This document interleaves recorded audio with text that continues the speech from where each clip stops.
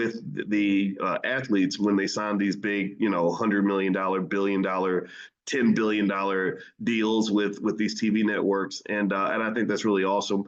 I think that's probably the most significant advancement in the compensation of college athletes in a while. This is really big. This is bigger than this is big from a racial standpoint. It's not just big, in terms of from a labor rights standpoint. It's not just big because workers should be paid for their work.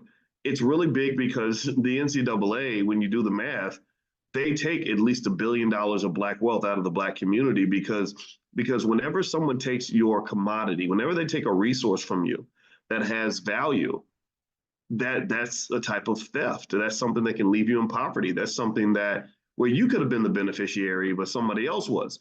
And for the Black community, when you look at what are the things that are Black people known for that actually make us money, some of it are, some of it's stuff that, I don't think we should be all that proud of, just, the buffoonery and the violence and hip hop and all that. But our athletes are also at the top of the list. We produce some of the greatest athletes of all time.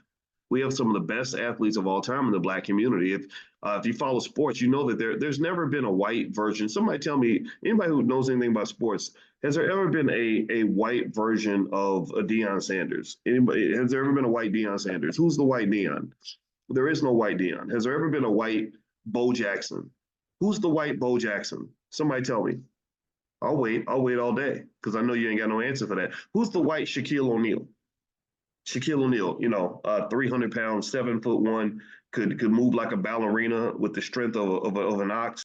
There is no white Michael Jordan, right? So there's something special about the Black athlete, and it does link to. I hate saying it, but the everything points to all that slave breeding that they did, in addition to the fact that they work hard and they have skill. None of that's denied. But we created this species of almost superhuman people when they would go to these farms and bring together the strongest men and the strongest women and make babies. I mean, this is the dehumanization we went through that led to the outcomes that we see today. And I don't know why people won't talk about that. I think that people are just scared, like, oh my gosh, we can't talk about slavery. That'll make then people will know that it happened. Well, the cat's out of the bag. I think our ancestors have gone through a lot. And one of the outcomes is that we have the best athletes on the planet. One of the purest forms of athletic ability is the men's 100-meter dash final at the Olympics, and the women too.